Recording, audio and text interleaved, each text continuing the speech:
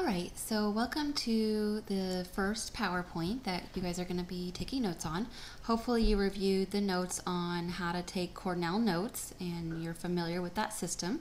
You should have in class picked up a Cornell note packet and you'll be using that to fill out the lecture today on the title that says, "What is Science?" Now, if you need extra time, just pause the video and then you can proceed if I go through the slides too quickly. All right, so it's all at your own pace. You can watch it as many times as you want, and then make sure after you're done taking notes that you're going to do a summary, because I'm going to make sure to stamp those when you come back into class. All right, here we go. So today we're going to talk about what science is and what it's not. And we're going to talk about the scientific method and maybe some of the steps that you've already learned in another science class or in middle school, somewhere along those lines, and how it's changed over time. All right, so what is science? The first thing I want to point out is that it's a process of asking and answering questions about the natural world. And it's an ongoing process. So as you see things, you're going to ask questions, and as we get more information, we're going to explore those, what we call observations, which is in another short PowerPoint. It uses logic, critical thinking, observations, evidence, and prior knowledge. So when you're out there making an observation, you're using what you already know to make some assumptions about what you're seeing, okay? And those might lead you to ask more questions. It doesn't necessarily have to involve an experiment, and that's sort of a misnomer because a lot of people, even out there in the real world, so not even high school students, think that science means if you're doing science, then that means you're doing an experiment. And that's simply not the case. So if you're a field biologist, you're going to be making observations and collecting data, but you're not going to be doing an experiment. Now for chemistry, you will be doing a lot of experiments. And so, you will be doing some of that as well. All right, so the scientific method, and you don't have to memorize all of this.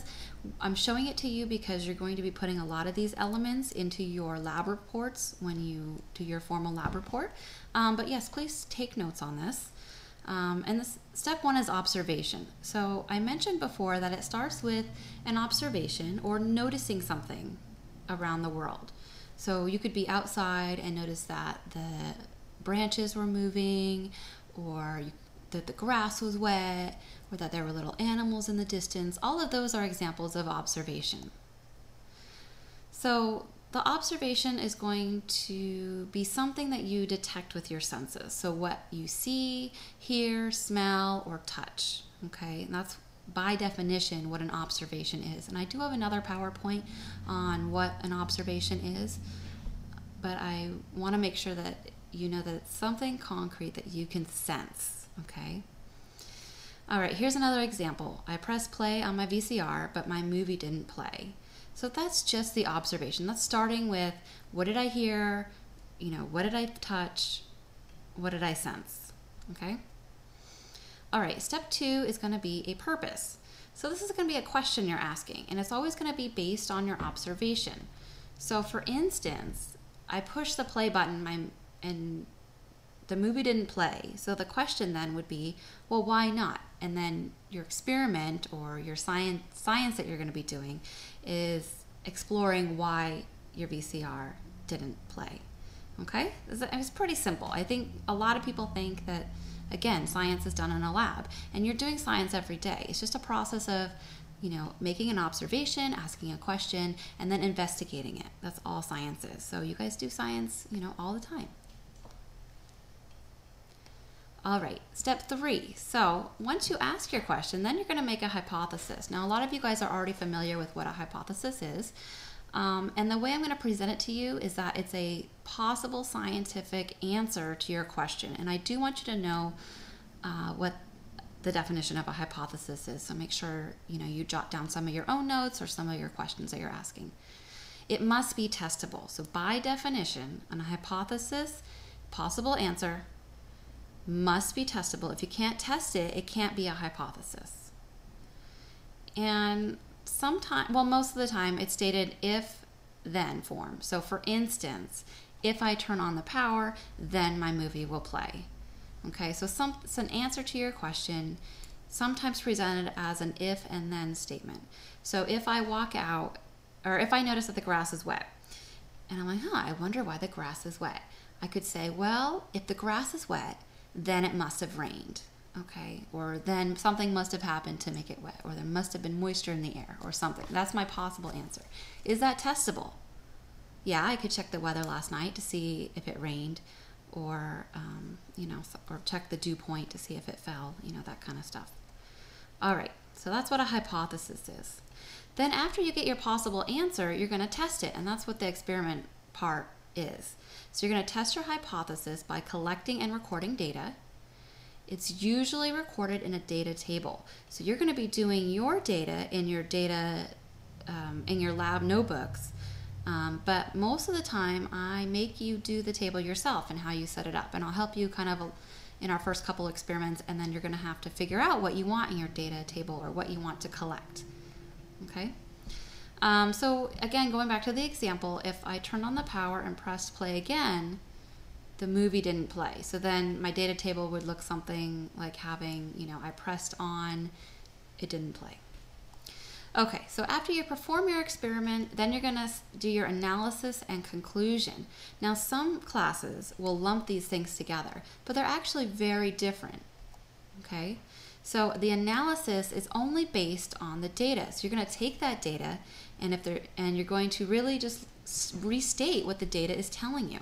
Okay? If you were a field biologist and you were finding a population of bunnies, you would be counting bunnies. Okay? So your analysis portion would be, there were 50 bunnies on Tuesday and 100 bunnies on the following Friday. Okay, so it's just the data. You're not going to make any assumptions about why the data is the way it is. You're just going to do the number crunching, okay, or the qualitative analysis, which we'll get in later. Okay. In the conclusion, you will address whether or not your hypothesis was correct. Okay.